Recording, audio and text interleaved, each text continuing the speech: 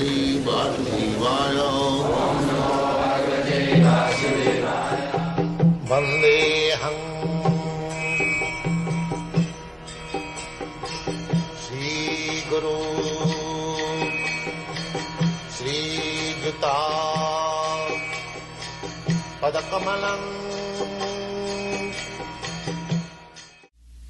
Just like in the present life also, we enjoy the activities, the fruits of our activities. Suppose I am a businessman and I have worked very hard with intelligence and I have amassed a vast amount of bank balance. Now I am the enjoyer. Similarly, suppose I start in my business with a vast amount of money, but I failed to make it successful, I lost all the money, so I am sufferer. So similarly, in every field of our life, we enjoy the result of our work. This is called karma. So these things, Ishvara, Jiva, Prakriti, are the Supreme Lord, are the living entity, the material nature, the eternal time, and our different activities.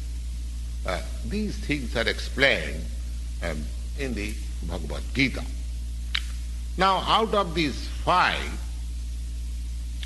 the Lord, the living entities, and the material nature and time, these four items are eternal. Now, manifestation of Prakriti may be temporary, but it is not false. Some philosophers say that this manifestation of material nature is false. But according to the philosophy of Bhagavad Gita, or according to the philosophy of the Vaishnavas, they do not accept the manifestation of the world as false. They accept that the manifestation is real, but it is temporary.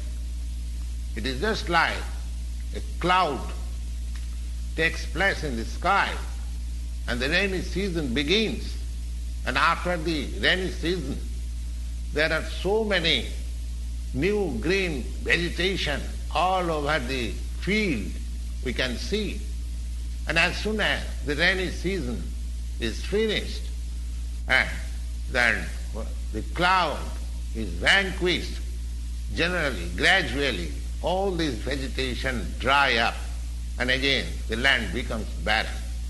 Similarly, this material manifestation takes place at a certain interval.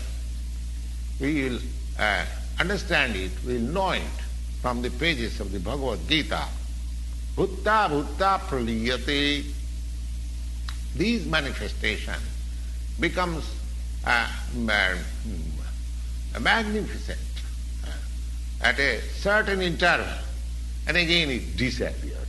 That is the work of the Prakriti. But it is working eternally. That Prakriti is eternal. It is not false.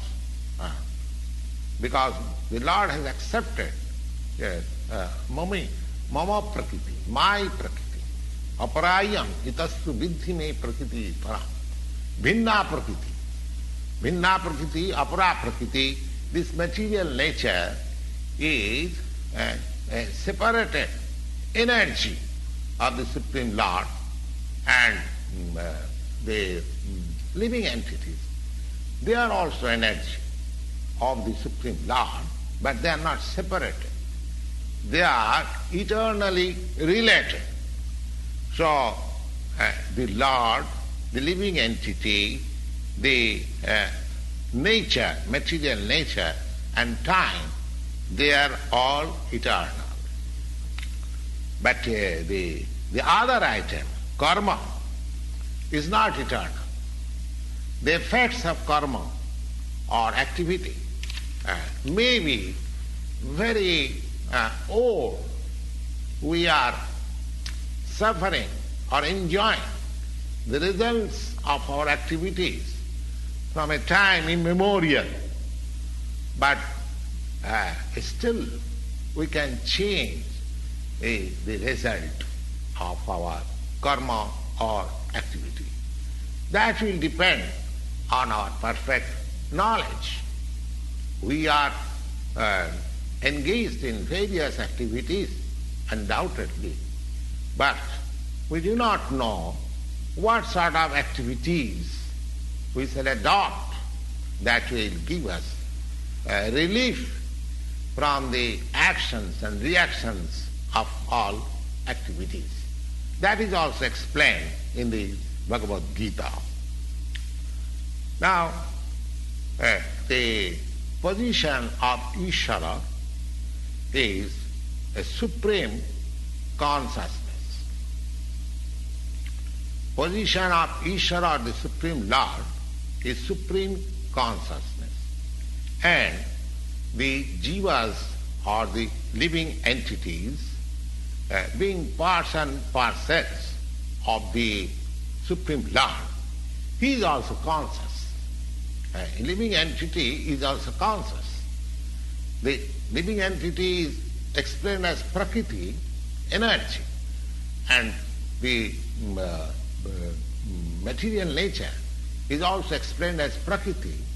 But amongst the two, one Prakriti, the jivas, they are conscious, the other Prakriti is not conscious. That is the difference. Therefore, the jiva Prakriti is called superior because the jiva has consciousness similar to the Lord. The Lord is supreme consciousness. One should not claim that a jiva, a living entity, is also supremely conscious. No. A living being cannot be supremely conscious at any stage of his perfection. This is a misleading theory. No, this is misleading theory. But he is conscious, that's all. But he is not supreme conscious.